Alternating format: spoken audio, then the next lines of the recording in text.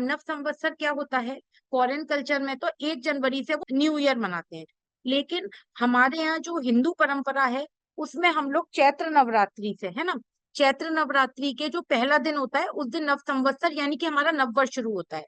तो जिस दिन हमारा नववर्ष शुरू होता है उस दिन की हम एक हॉरोस्कोप बनाते हैं। हॉरोस्कोप कैसे बनाते हैं? अब आप एक चीज देखिएगा कि अगर आप कोई किसी के पास दृक पंचांग है, तो अगर आप दृक पंचांग खोलेंगे तो देखिए दृक पंचांग में अमावस्या आ रही है 29 तारीख को 16:27 यानी कि 4:27। उसके बाद में जब अमावस्या खत्म होगी तो प्रतिपदा तिथि हो जाएगी।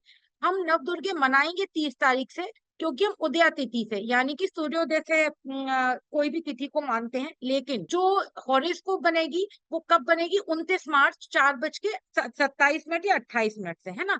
तो मैंने ये बनाई है शाम को 4:28 से हॉरोस्कोप बनाइए। एक तो इस तरह बनाते हैं, है ना। दूसरा, आपको एक चीज और बहुत इंपॉर्टेंट होती है, संवत्सर कुंडली कब बनती है? जब चंद्रमा और सूर्य, आप ये देखिए डिग्री देखिए, यहाँ पर ये 14 डिग्री 47 सेकंड, है ना, इसको नहीं लेते हैं।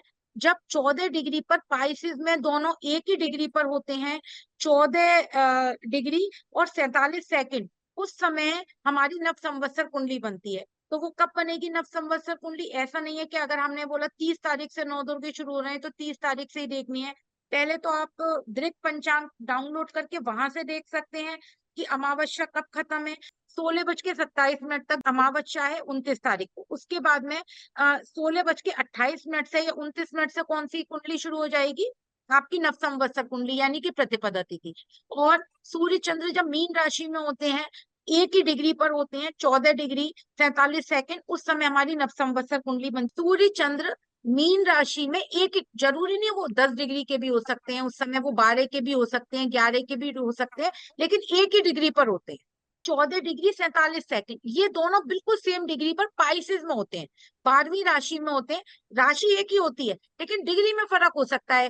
हो सकता है ये 13 डिग्री हो, 10 डिग्री हो, 18 डिग्री हो, डिग्री में, लेकिन डिग्री एक ही होगी। तो अब नव संवत्सर कुंडली का मतलब होता है, ये हमने अपने देश के लिए यानी कि हमारी इंडिविजुअल के लिए और हमारे देश के लिए ये सारी चीजें प्रेडिक्ट होती हैं। देश के लिए मतलब जैसे हमारे देश में उस समय मतलब वर्षा की क्या स्थिति रहेगी, कहीं कोई भूकंप तो नहीं आएगा, कहीं कोई लड़ाई झगड़े तो नहीं होंगे, कहीं किसी के साथ में कोई बीमारी तो नहीं आएगी उस साल हमारे देश में, कहीं ऐसा तो नहीं हो कि प्रोफेशन में हम लोगों को बहुत हार्डशिप हो या किसी जो प्रोफेशनली ग्रोथ हमारे देश की कम हो जाए, पड़ोसी देशों से तो लड़ाई झगड़ा नहीं होगा, ये देखते हैं कहीं कोई दुर्घटना तो नहीं होगी, पॉलिटिक्स है उसमें कहीं प्रॉब्लम तो नहीं आ जाएगी। ये सारी चीजें, बहुत सारी चीजें आप अपने देश की इससे देख सकते हैं। ये तो आपने देश की देखनी। अब आप लोगों को क्या करना है, इंडिविजुअल आप कैसे देखेंगे?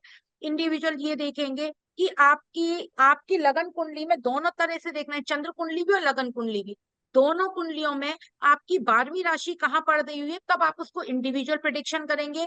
और अगर हम देश के लिए करेंगे, अपने राज्य के लिए करेंगे, पॉलिटिक्स के लिए करेंगे, ये इन सारी चीजों के लिए करेंगे, तो हम 5 नंबर की कुंडली बनाकर करेंगे। लेकिन तो आप इंडिविजुअल अपने अपने अपने हॉरोस्कोप में ऐसे देख सकते हैं, है ना। जैसे मैं आपको एक चीज बताती हूँ, जैसे एक्वेरियस लगन वालों के लिए कहाँ पर होगा? सेकंड हाउस में होगा।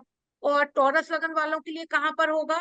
11th हाउस में होगा, है ना। तो इन लोगों के लिए, क्योंकि सेकंड और 11th हाउस पैसे के हैं, तो उससे रिलेटेड कुछ अच्छा। अब दूसरा, एक चीज मैं आपको बताना चाहूंगी, संवत्सर के वाहन होते हैं, है ना। आपने ये सुना होगा ना, इस बार देवी घोड़े पर बैठकर आ रही हैं, इस बार तो ये फिक्स होता है। वो क्या फिक्स होता है आप लोग लिख लीजिए, अगर संडे को नव संवत्सर शुरू होता है तो वो घोड़ा वाहन बनता है देवी का।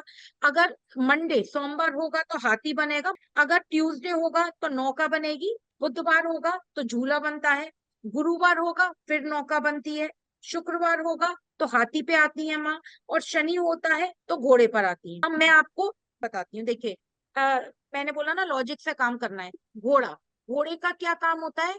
बहुत तेज दौड़ना, कहीं रुकना नहीं, और जहां पे भी वो जाता है वहां धूल उड़ाता हुआ जाता है। युद्ध का कारक है घोड़ा। किसका कारक है? युद्ध का।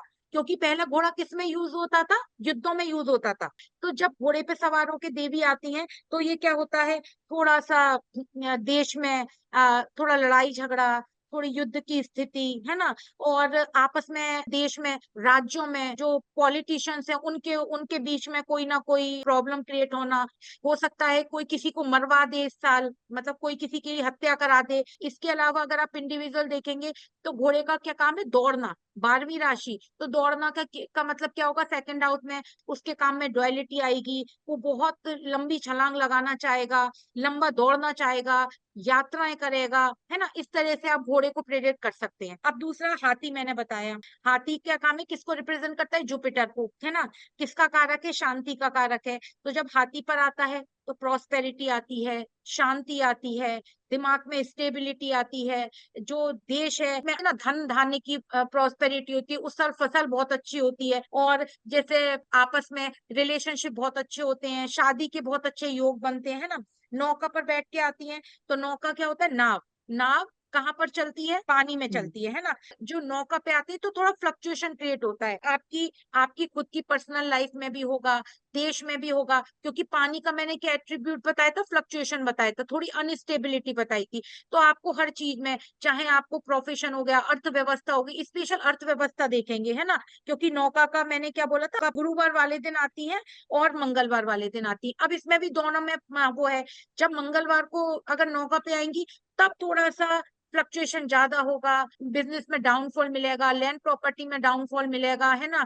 उसमें बढ़ोतरी नहीं मिलेगी, या खरीदने के बाद प्रॉपर्टीज स्टक हो जाएंगी, वहां कोई ना कोई ऐसा लॉ निकल आएगा जिसमें थोड़ी प्रॉब्लम होगी। लेकिन अगर थर्सडे वाले दिन नौका पे आती है तो फिर भी, क्योंकि वो जुपिटर है, अनस्टेबिलिटी तो होगी थोड़ा सा। जुपिटर क्या है? शेयर्स का कारक है, बच्चों का कारक है। अब बच्चे बाहर पढ़ने जा सकते हैं, विदेशों से कनेक्शन बन सकता है, हो सकता है कोई विदेश नीति हमारे यहाँ आ जाए, कोई वहां पे वो लोग अपना कोई बहुत बड़ा फैशन या कोई बहुत बड़ा आउटलेट हमारे देश में खोलना चाहे। फिर उसके बाद झूला, झूला बहुत अच्छा होता है। झूले का मतलब क्या होता है? बुधवार, एक तो बुद्धि व्यापार का कारक है, जैसे भगवान श्री कृष्ण झूले पे झूलते हैं, सारे देवी देवता देखिए।